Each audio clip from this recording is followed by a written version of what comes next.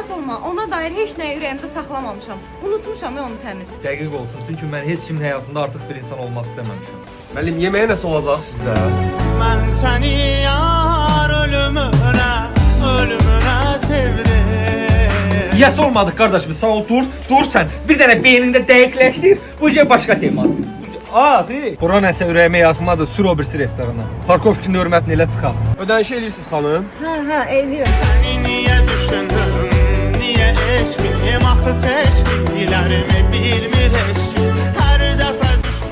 Qaqa, o pulu ver bura. Biraz üzürlüsü ala bir manatını.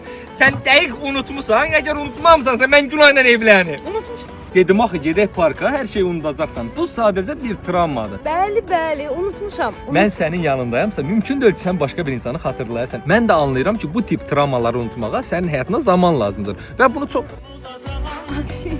Ay, şimdi bilirəm, səslərin namusundan ne olur. Dayı, bu işin qutarsın, bunu başa sal ki, bu mənlik deyil. Nazilə idi onun adı, neydi? Ay, bu sənə tutmaymışdı,